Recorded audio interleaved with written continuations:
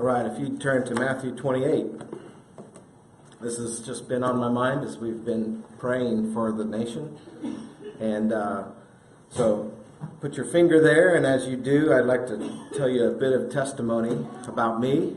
I've always been a little bit slow when God says to go do this, go do that. I kind of drag my feet because I don't like a little bit of information. I like a lot of information. I like to know the next 5 steps, not just the next step.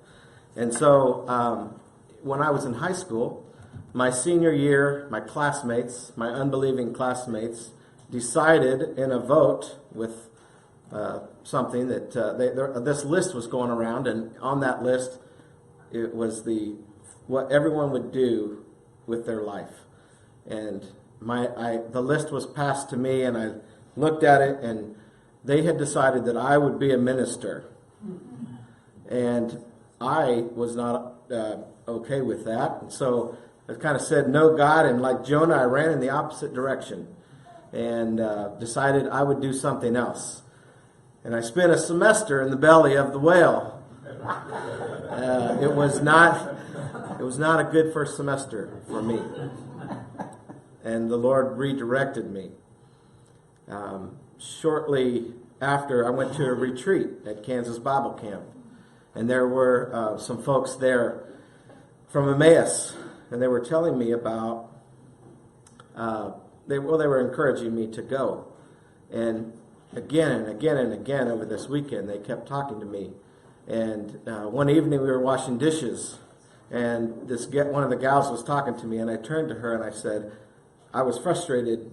And I said, I will never go to that school. And, well, the Lord, again, had another plan. And within a year, less than a year, I was at Emmaus. And God had me where He wanted me. And He used that to bless me and to teach me and to train me. But even though I've seen God work like that, I still drag my feet sometimes. And so as I was reading in Matthew 28, the Great Commission story, let me just briefly kind of set the scene.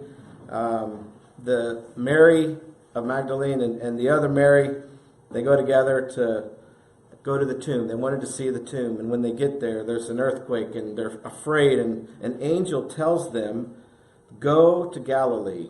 Or they tell them that Jesus has gone to Galilee. And He says, there you will see Him. And so they run off, and then they run into Jesus.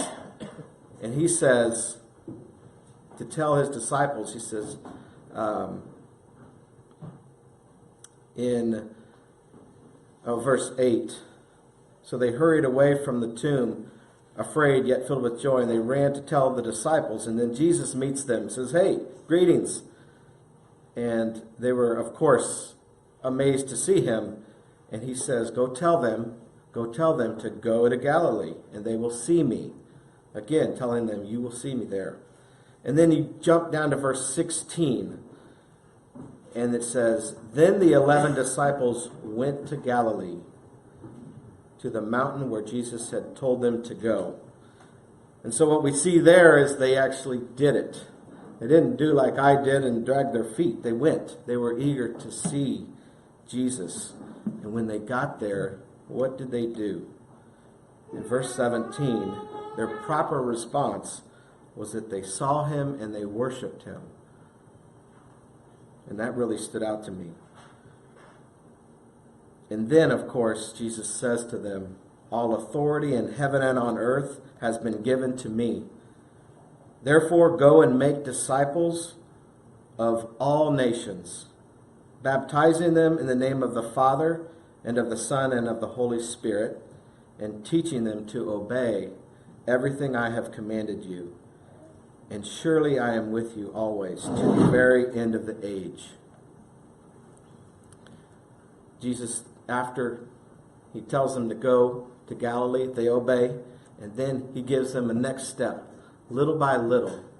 And as we go out to proclaim to our nation the gospel, we might not know every step of the way.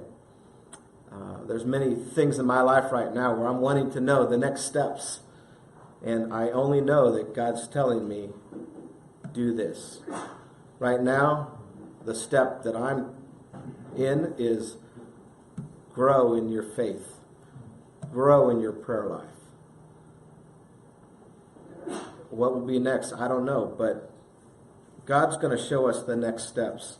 And it may be a little different steps, different directions where he takes us in this country to begin this revival and in this world. And so let's follow him faithfully.